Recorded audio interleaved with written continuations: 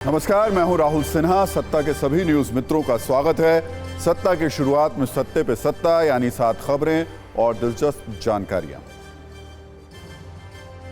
सत्ता में आज बात करेंगे उस तस्वीर की जो किसी भी सत्ता के लिए चुनौती है। राजस्थान में चुनावी नतीजों के आने से 48 घंटे के अंदर घर में घुसकर राष्ट्रीय करणी सेना के अध्यक्ष की हत्या कर दी गई। दिन दहाड़े मर्डर करने के बाद हत्यारे फरार हो गए। इस हत्याकांड का लॉरेंस गैंग से क्या कनेक्शन है, ये आज हम आपको बताएंगे। पीएम मोदी ने आज इंडिया गठबंधन को फिर से नसीहत दी। सोशल मीडिया एक्स पर पीएम मोदी ने लिखा कि विपक्ष की बांटने की सियासत से सावधान रहें। विपक्ष अहंकार, झूठ, निराशावाद और अज्ञानता से ही खुश है। 70 साल पुरानी आदत नहीं जाने वाली। चुनावी नतीजों के बाद 4 राज्यों में सियासी हलचल पर हमने सत्ता का एक स्पेशल एपिसोड तैयार किया है, जिसमें आपको बताएंगे मध्य प्रदेश, राजस्थान, छत्तीसगढ़ और तेलंगाना में मुख्यमंत्री कौन होंगे और कैसे सीएम के नाम को लेकर महामंथन चल रहा है। लोकसभा में गृह मंत्री अमित शाह ने आज जम्मू कश्मीर आरक्षण संशोधन बिल पेश किया। इस पर चर्चा के दौरान डीएम के सांसद डॉक्टर सेंथिल कुमार ने विवादित बयान दिया। उन्होंने कहा कि बीजेपी गोमूत्र राज्यों में चुनाव जीतती है। बीजेपी ने सनातन धर्म का इसको अपमान बताया है। यूपी के गाजियाबाद में एक 12 साल के बच्चे को शिक्षक ने इसलिए सजा दी क्योंकि उसने डेस्क पर जय श्री राम लिखा था। टीचर को स्कूल से टर्मिनेट कर दिया गया है। पुलिस इस मामले में कार्रवाई की तैयारी कर रही है। बजरंग दल ने इसको लेकर विरोध प्रदर्शन भी किया है। मुंबई हमलों के मास्टरमाइंड साजिद मीर को पाकिस्तान की जेल में जहर दिया गया है। पाकिस्तान से आई यह खबर चौंकाने वाली है। वो डेरा गाजी की सेंट्रल जेल में बंद था। इस पर हमने सत्ता की एक खास कुंजी तैयार की है। चक्रवाती तूफान मिचोंग आज हिंदुस्तान से टकराया। दोपहर 1 बजे आंध्र प्रदेश में लैंडफॉल हुआ। यहां 8 राज्यों में रेड अलर्ट जारी किया गया था। कई जगह भारी बारिश की वजह से बाढ़ जैसे हालात हो गए। तमिलनाडु में भी इस तूफान से भारी तबाही हुई। तो आज हम सत्ता के न्यूज मित्रों के लिए देश की सत्ता में चल रही हलचल पर सत्ता की सुपर कुंजी लेकर आए हैं। लेकिन पहले बात होगी उस तस्वीर की जो चुनावी नतीजों के 48 घंटे के अंदर राजस्थान से आई है। यह किसी कैमरे पर शूट किया गया कोई फिल्म का सीन नहीं है, बल्कि दिन दहाड़े सरेआम शूटआउट वाला सीन है, जिसमें दनादन गोलियां चलती हैं, क्रूरता है, गुंडागर्दी है, सनसनीखेज मर्डर है। सिर्फ कुछ सेकंड में इसकी एक झलक देखिए, उसके बाद इस वीडियो की पूरी कहानी आपको समझाएंगे। इसमें एक एक किरदार से आपको मिलवाएंगे।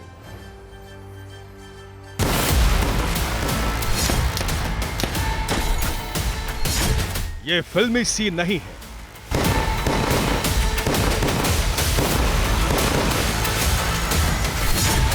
घर में घुसकर दिन दहाड़े मर्डर।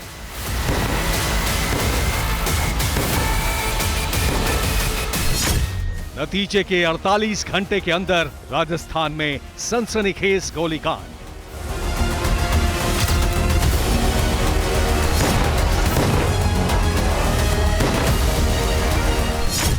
ड्राइंग रूम में लॉरेंस की खूनी डिलीवरी, किल टीम ने लौटकर सिर में मारी गोली।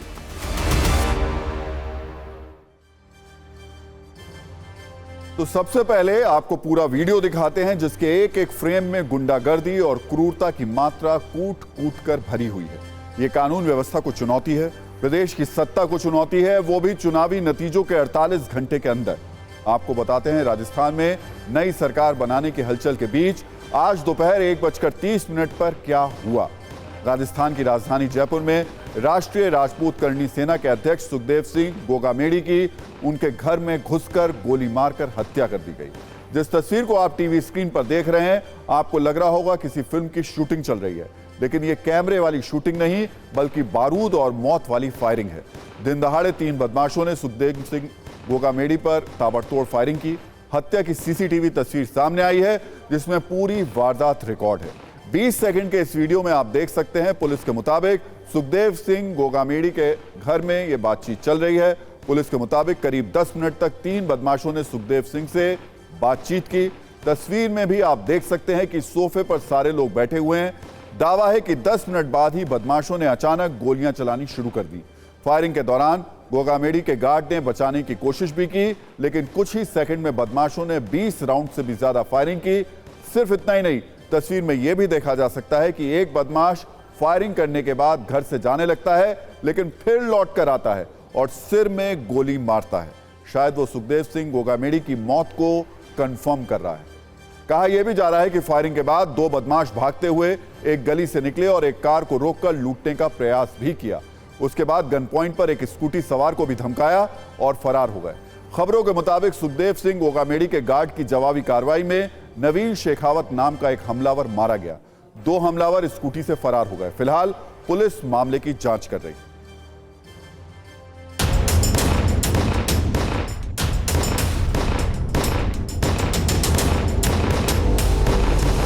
फायरिंग किया, उस फायरिंग में सुखदेव सिंह जी का डेथ हो गया। उनके बगल में जो सिक्योरिटी खड़ा था उनके भी गोली लग गया। वो अभी हॉस्पिटल में आईसीयू में है। और इस क्रॉसफायर के दौरान 3 हमलावरों में एक का भी डेथ हो गया।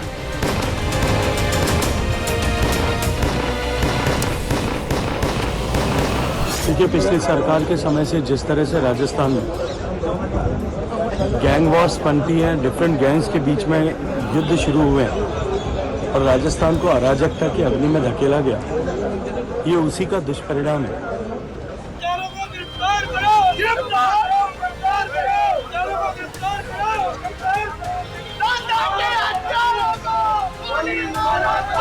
इसके लिए भी जिम्मेदारी तय करने की आवश्यकता है और साथ साथ में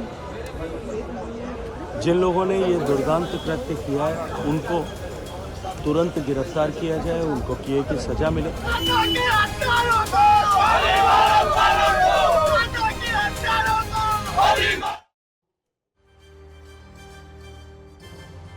तो सरेआम हत्या वाली सनसनीखेज कहानी में बड़ा एंगल तब आया जब कुख्यात लॉरेंस गैंग ने हत्या की जिम्मेदारी ली। राजस्थान में लॉरेंस गैंग का एक्टिव सबसे शातिर बदमाश रोहित गोदारा ने सोशल मीडिया पर एक पोस्ट के जरिए इस हत्या की जिम्मेदारी ली। गैंगस्टर रोहित गोदारा के नाम से बने फेसबुक पेज पर हत्या की जिम्मेदारी ली गई है। इस पोस्ट में यह कहा गया कि सुखदेव गोगामेड़ी हत्या की वो संपूर्ण उसकी जिम्मेदारी लेता है। आरोप लगाया गया कि यह हमारे दुश्मनों से मिलकर सहयोग करता था, उनको मजबूत करने का काम करता था। सुखदेव सिंह गोगामेड़ी लंबे समय से राष्ट्रीय करणी सेना से जुड़े थे। उन्होंने करणी सेना संगठन में विवाद के बाद राष्ट्रीय राजपूत करणी सेना के नाम से अलग संगठन बना लिया था। गोगामेड़ी उसके अध्यक्ष थे। आज आपको रोहित गोदारा के बारे में भी जानना चाहिए, जो इस वक्त पुलिस की हिट लिस्ट में पहले नंबर पर है। राजस्थान में इन दिनों रोहित गोदारा लॉरेंस बिश्नोई के खास गुर्गों में गिना जाता है। रोहित गोदारा के बारे में बताया जाता है कि वो खुद की गैंग चलाता है। इसके अलावा मोनू गैंग और गुठली गैंग को भी ऑपरेट करता है। इन दोनों गैंगस्टर्स में लॉरेंस बिश्नोई के लिए यह काम करता है और इसके खास लोगों में ये शामिल है। वहीं रोहित गोदारा के बारे में एक खास बात यह भी है कि वो किसी भी वारदात को अंजाम देने के लिए खुद नहीं जाता, हर बार पहले अपने गुर्गों को आगे भेजता है। जानकारी के मुताबिक रोहित गोदारा की गैंग में 150 के करीब बदमाश हैं, जो राजस्थान के अलावा हरियाणा और पंजाब में वारदातों को अंजाम देते हैं। बीकानेर का रहने वाला रोहित गोदारा 15 बार जेल भी जा चुका है।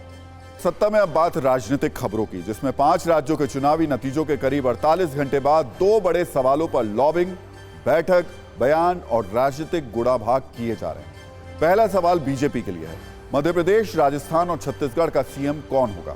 दूसरा सवाल कांग्रेस के लिए, तीनों राज्यों में इतनी बुरी तरीके से कांग्रेस क्यों हारी। हमने सत्ता में आज अपने न्यूज मित्रों के लिए इन दोनों सवालों पर एक विस्तृत कुंजी तैयार की है, जिससे इस राजनीतिक सीन को समझने में आपको काफी मदद मिलेगी। पहले बात करते हैं उस सवाल की जिसमें ज्यादा लोगों की रुचि है कि मध्य प्रदेश, राजस्थान और छत्तीसगढ़ का सीएम कौन होगा। यह सवाल इसलिए अहम है क्योंकि राजस्थान, मध्य प्रदेश और छत्तीसगढ़ में बीजेपी प्रधानमंत्री नरेंद्र मोदी के नाम, काम और चेहरे पर चुनाव लड़ी थी। इसलिए सीएम के नाम पर अब तक सिर्फ और सिर्फ कयास लगाए जा रहे हैं।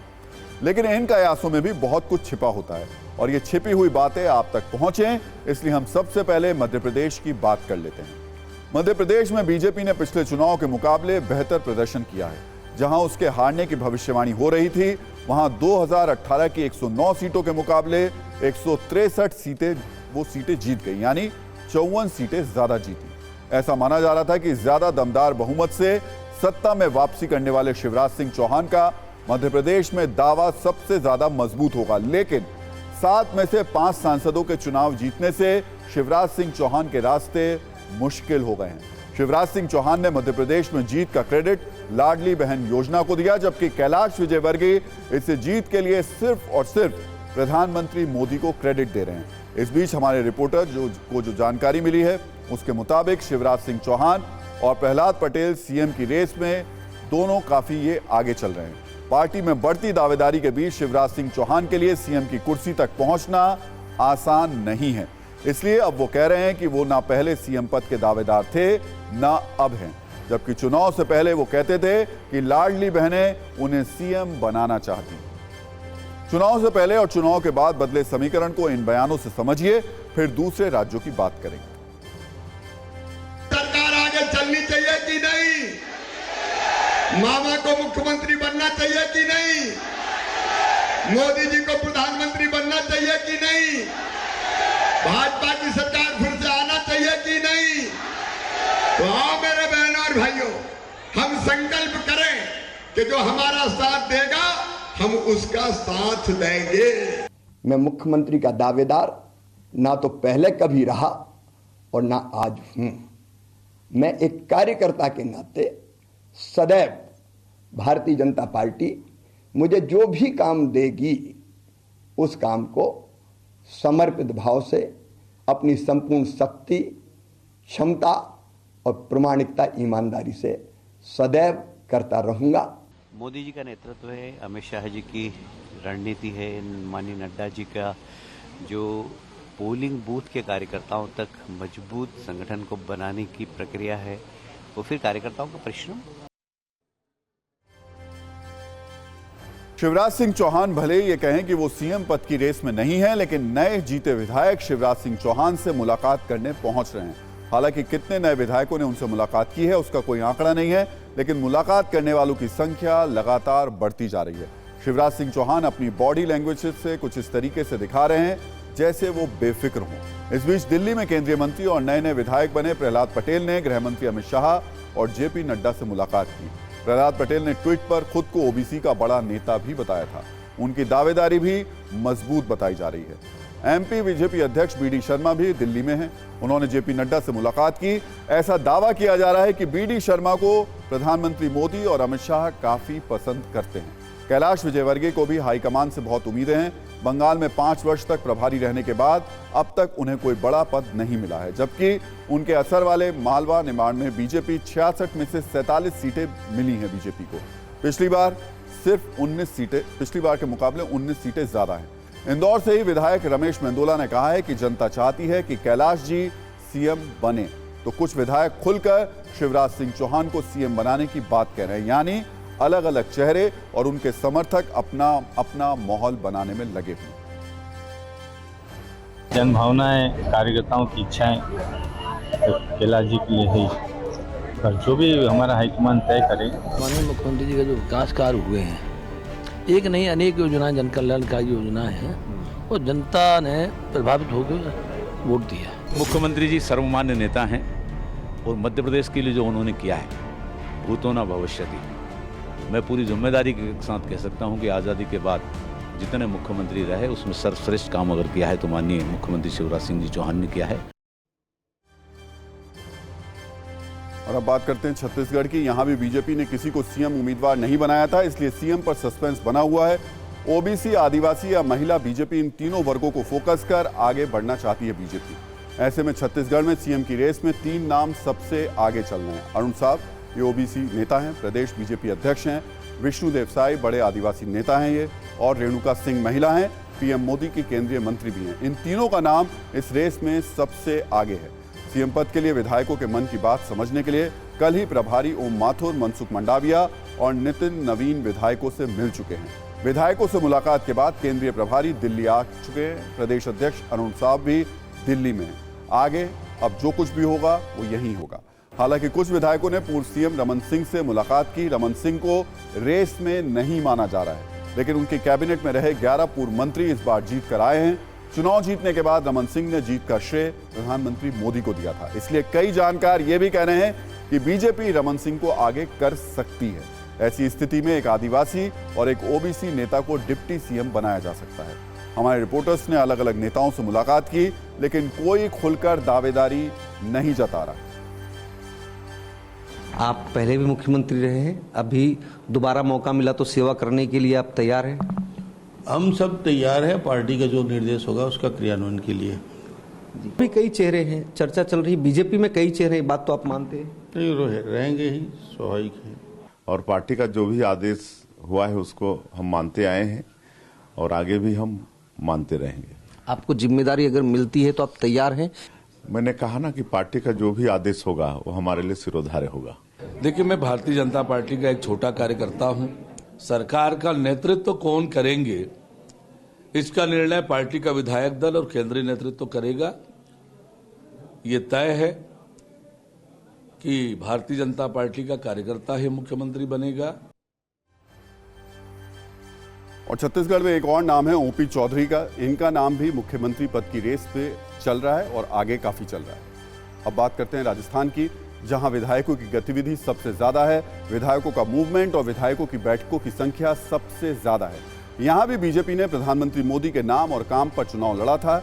ऐसे में सवाल है कि सीएम की रेस में राजस्थान में कौन कौन शामिल है। सबसे ऊपर नाम वसुंधरा राजे का है, इसके बाद गजेंद्र शेखावत हैं, सीपी जोशी के नाम की भी चर्चा है। सीएम कौन होगा इस पर अभी तक कुछ नहीं बोला जा रहा, लेकिन नाम कई हैं।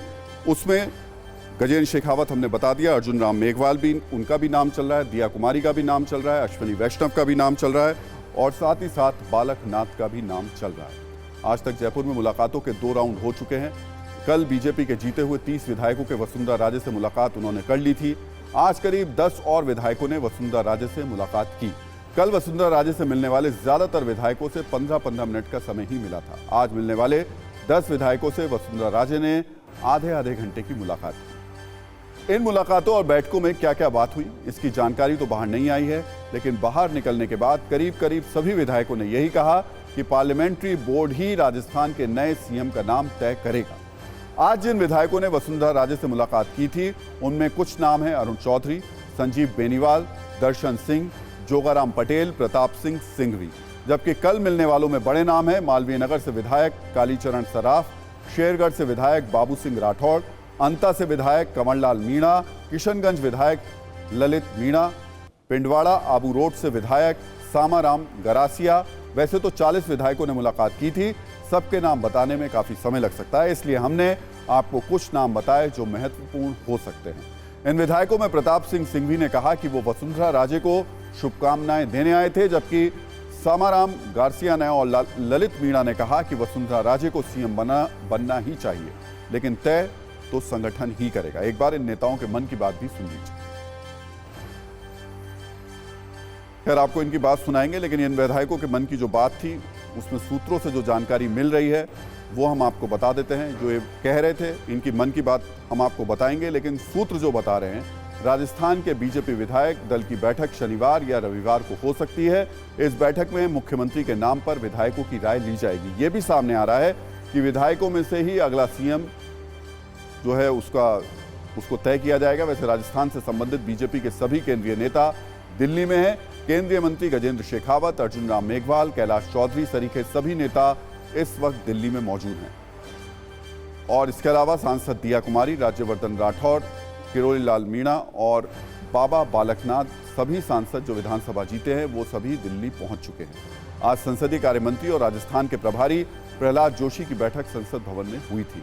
कल राजस्थान के सभी नेताओं की मीटिंग लोकसभा स्पीकर ओम बिरला से भी हुई थी, लेकिन आज दिल्ली में मौजूद राजस्थान के नेताओं की कोई भी बैठक दिल्ली में नहीं हुई। हालांकि सूत्रों से मिली जानकारी के मुताबिक इन मेल मुलाकातों और बैठकों से अलग राजस्थान का अगला सीएम कौन होगा इसका अंतिम फैसला प्रधानमंत्री नरेंद्र मोदी ही करेंगे। बीजेपी सीएम चुनने की कोशिश में लगी है तो कांग्रेस हार का विलन तलाशने में लगी है, लेकिन ना तो बीजेपी सीएम चुन पाई और ना कांग्रेस विलन। कांग्रेस में बैठकों का दौर शुरू हो गया है। हार का कारण ढूंढने के लिए जयपुर और भोपाल दोनों जगहों पर बैठकें हुई।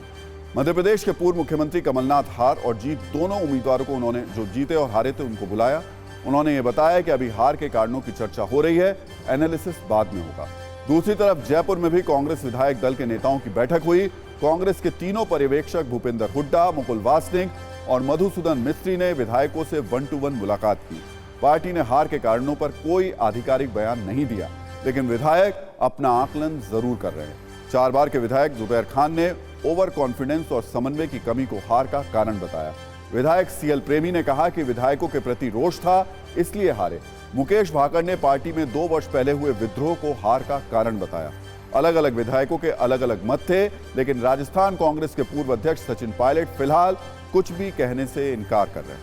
जिस तरीके से मध्य प्रदेश में कमलनाथ हार की समीक्षा की बात कर रहे हैं, उसी तरीके से सचिन पायलट भी सिर्फ समीक्षा की ही बात कहते नजर आ रहे हैं। मुझे अभी कुछ विधायक मिले सुबह, कहते मेरे अपने गांव में मुझे 50 वोट मिले। ये कैसे हो सकता है? कहते मेरे अपने गांव में और घर से मैंने देखा। एग्जिट पोल तो माहौल बनाने के लिए किया था जी, जिसको परिणाम पहले से पता था जी, उसने एग्जिट पोल का बनाया हुआ जी जी। हमने एआईसी से अधिकृत किया है, नेता प्रतिपक्ष का चुनाव करने के लिए सर्वसम्मति से किया है। जो सर हार हुई है उसको लेकर कोई चर्चा हुई है? करेंगे, पार्टी के अंदर चर्चा करेंगे उसको। ठीक है, क्या कारण मान रहे सचिन पायलट? पार्टी में चर्चा पार्टी के अंदर करेंगे। तो कांग्रेस तीनों राज्य हार गई, कमलनाथ सीएम नहीं बन पाए, गहलोत दोबारा वापस नहीं आए, छत्तीसगढ़ में कांग्रेस को सरप्राइज हार मिली, मध्य प्रदेश में बीजेपी को बम्पर जीत मिली, लेकिन गृह मंत्री नरोत्तम मिश्रा चुनाव हार गए। ऐसे में चुनाव के नतीजों के बाद कई नेता अलग अलग कारणों से दुखी हैं, लेकिन चुनाव लड़ने वाले एक ऐसे उम्मीदवार का वीडियो वायरल है जो हारने के बाद कैमरे पर रोने लगे। मध्य प्रदेश के बुरहानपुर से चुनाव लड़ने वाले ठाकुर सुरेंद्र सिंह शेरा हारने के बाद पहले आभार सभा में और फिर टीवी9 के कैमरे पर ही रोने लगे। उन्होंने ये तक आरोप लगाया कि कमलनाथ उनके प्रचार में नहीं आए, पार्टी ने उनकी मदद नहीं की, इस कारण उन्हें हार मिली है। एक बार उनका दर्द सुन लीजिए। 2023 के चुनाव में अगर भारतीय जनता पार्टी 50 विधायक भी जीत जाएगी, फूल सिंह बरैया राजभवन के सामने अपने हाथों से अपना मुंह काला कर लेगा, ये मेरी प्रतिज्ञा है। आप मिल जाएंगे रिजल्ट के बाद? अरे मैं तो रहूंगा ही, रिजल्ट के बाद मैं नहीं रहूंगा तो कौन रहेगा? मीडिया ढूंढेगी आप? मैं मीडिया ढूंढे, मीडिया के घर पे चला जाऊंगा, जहां कहेंगे वहां आ जाऊंगा।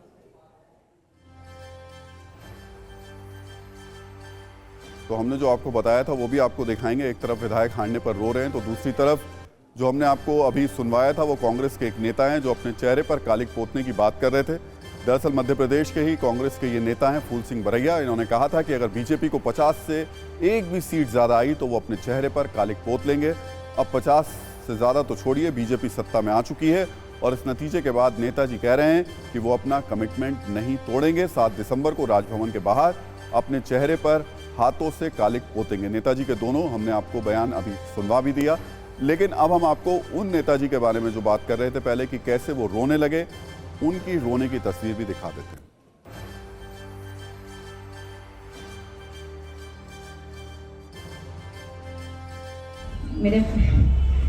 मेरे पिता शेरा भैया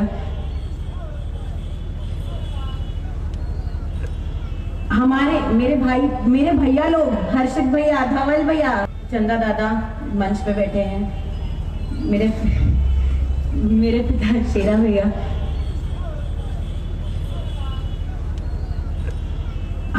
मेरे भैया लोग हर्षित भैया, धवल भैया। और सत्ता में अब बात भारत के उन मोस्ट वांटेड आतंकवादियों की जिनके लिए हमेशा जन्नत और पनाहगाह बनने वाला पाकिस्तान अब कब्रिस्तान बनता जा रहा है। एक एक करके कोई भारत के दुश्मनों को पाकिस्तान में ठिकाने लगा रहा है और ये लिस्ट हर दिन के साथ लंबी होती जा रही है। आज पाकिस्तान से लेकर भारत तक ऐसे ही एक और आतंकी का नाम ट्रेंड कर रहा है जो 2008 में हुए मुंबई हमलों का मास्टरमाइंड रहा है, जिसका नाम है साजिद मीर। आतंकी साजिद मीर को लेकर पाकिस्तान से बहुत बड़ी खबर आई है। कोई कह रहा है भारत के एक और दुश्मन का पाकिस्तान में काम तमाम हो गया है, तो किसी के मुताबिक ये आतंकी जिंदगी और मौत के बीच वेंटिलेटर पर है। खबर है कि आतंकी साजिद मीर को पाकिस्तान की जेल में जहर दे दिया गया है। ये वही साजिद मीर है जिसे मुंबई हमलों का सबसे बड़े गुनहगार बताया गया। आतंकी साजिद मीर पाकिस्तान में डेरा गाजी खान की सेंट्रल जेल में बंद था और उसे कुछ महीने पहले ही लाहौर सेंट्रल जेल से डेरा गाजी खान की जेल में शिफ्ट किया गया था। हालांकि आतंकी साजिद मीर को जहर किसने दिया ये अब तक साफ नहीं हुआ है। आतंकी साजिद मीर FBI की मोस्ट वांटेड लिस्ट में भी रहा है। भारतीय सुरक्षा एजेंसियों की नजर में साजिद मीर पाकिस्तान के सबसे खतरनाक आतंकवादियों में से एक है। साजिद मीर ने पाकिस्तानी सेना की मदद से लश्कर-ए-तैयबा को 2011 26/11 हमले के लिए तैयार भी किया था और कराची में बैठकर इस हमले का डायरेक्टर जो बना था वो खुद बना था। एक आतंकवादी को ट्रैक करके वो इस हमले का संचालन कर रहा था।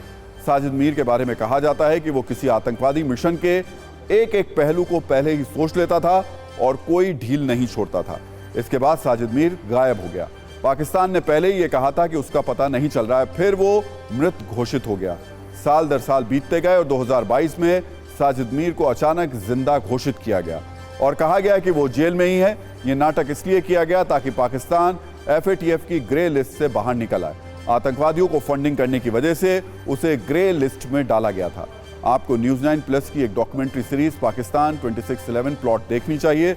इससे आप साजिद मीर और पाकिस्तान के आतंकवादी षड्यंत्र की पूरी कहानी को समझ पाएंगे और जान पाएंगे कि साजिद मीर और उसका देश पाकिस्तान कितना बड़ा मुजरिम है। वैसे आपको याद दिला दें, न्यूज़ 9+ TV 9 का डिजिटल प्लेटफॉर्म है। इसे आप न्यूज़ का OTT भी कह सकते हैं, जो न्यूज़ की दुनिया में अभिनव प्रयोग है। आतंकी साजिद मीर से जुड़ा एक और चौंकाने वाला सच है। आतंकी साजिद मीर को लेकर अमेरिका की खुफिया एजेंसी FBI ने यह दावा किया था कि 26/11 यानी जो हमला हुआ था, आतंकी साजिद मीर ने अपनी प्लास्टिक सर्जरी उसके लिए करवाई थी और वो इसलिए क्योंकि वो भारत की खुफिया एजेंसी की नज़रों से बच जाए, उसकी पहचान ना हो। इतना ही नहीं, FBI के मुताबिक आतंकी साजिद मीर ने कई बार अपने नाम को भी बदला था और इसी के दम पर वो अब तक पाकिस्तान में रह रहा था। एक ड्रामे के तहत पाकिस्तान की सरकार ने उसी जेल में उसको डाल दिया, लेकिन अब उसी साजिद मीर को किसी ने जेल में जहर दे दिया है। इस वारदात के बाद पाकिस्तान में बैठे आतंकवादियों की सांस हलक में अटकी हुई है, क्योंकि अब तक वो सड़कों पर मारे जा रहे थे, अब जेल में भी महफूज नहीं। एक रिपोर्ट के मुताबिक नवंबर महीने में पाकिस्तान में भारत के 3 मोस्ट वांटेड आतंकवादी मारे गए।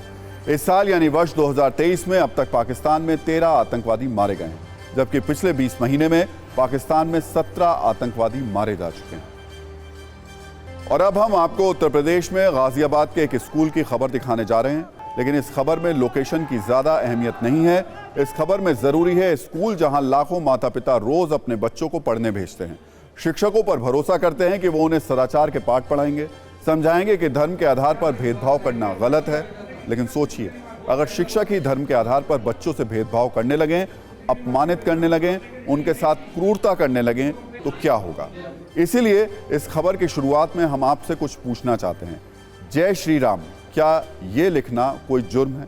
क्योंकि गाजियाबाद के एक मिशनरी स्कूल में डेस्क पर जय श्री राम लिखने पर एक छात्र के साथ क्रूरता की गई। क्या जय श्री राम लिखने से किसी की भावनाएं आहत हो सकती हैं? क्योंकि ऐसा लिखने पर गाजियाबाद के एक स्कूल में एक छात्र के मुंह पर टीचर ने व्हाइटनर फेंक दिया, भरी क्लास में बच्चे को अपमानित किया। ये सब कुछ हुआ गाजियाबाद के होली ट्रिनिटी चर्च स्कूल में, जहां मनीषा मेसी नाम की एक शिक्षिका ने क्लासरूम में डेस्क पर जय श्री राम लिखा देखकर अपना आपा खो दिया।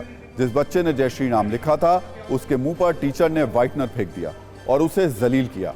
व्हाइटनर चेहरे पर लगने के बाद बच्चा करीब 1 घंटे तक अपनी क्लास में बैठकर रोता रहा। इसके बाद टीचर ने थिनर से उसका चेहरा साफ करवाया।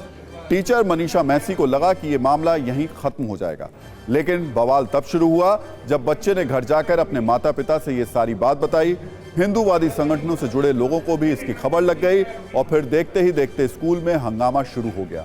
लोगों ने न सिर्फ प्रिंसिपल के सामने ये मामला उठाया, बल्कि स्कूल के अंदर जय श्री राम के नारे लगाने शुरू भी कर दिए।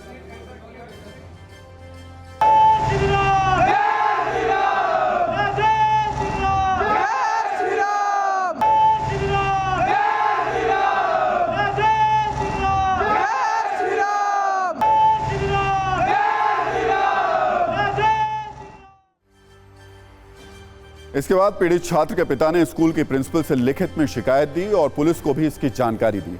बच्चे के पेरेंट्स की ओर से यह मांग की गई कि फौरन जय श्री राम लिखने पर बच्चे के चेहरे पर व्हाइटनर फेंकने वाली मनीषा मेसी नाम की टीचर को बर्खास्त कर दिया जाए।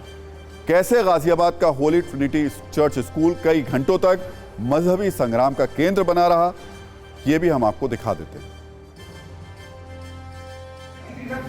वो पहले हुआ था या आपकी बात है?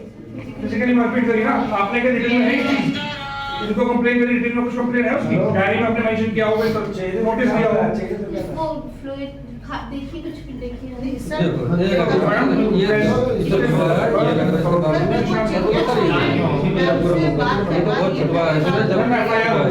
तो मैम ये पुलिस रखने का एक तरीका है। दिवान जी एफआईआर होगी, आप गुरु हैं,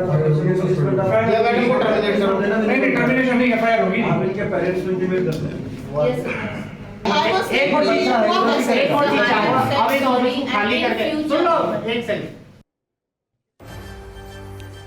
जब बच्चे के पेरेंट्स ने हंगामा किया, स्कूल पर दबाव बढ़ा तो स्कूल टीचर की ओर से लिखित में माफी मांगी गई। आरोपी टीचर ने लिखा कि वो अपनी हरकत के लिए माफी मांगती हैं और भरोसा दिलाती हूं कि भविष्य में ऐसी घटना दोबारा नहीं होगी।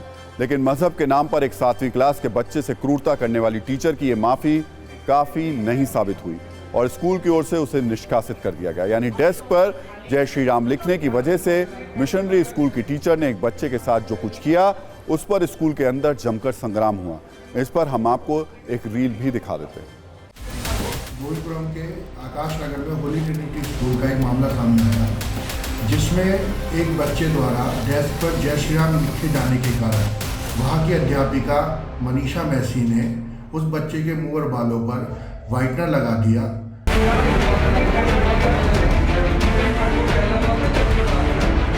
हमने चेतावनी दी कि भविष्य में यदि उस बच्चे के खिलाफ या किसी भी अन्य बच्चे के खिलाफ इस तरीके की कोई भी कार्रवाई की गई तो एक बड़ा आंदोलन बजरंग दल द्वारा वहाँ किया जाएगा।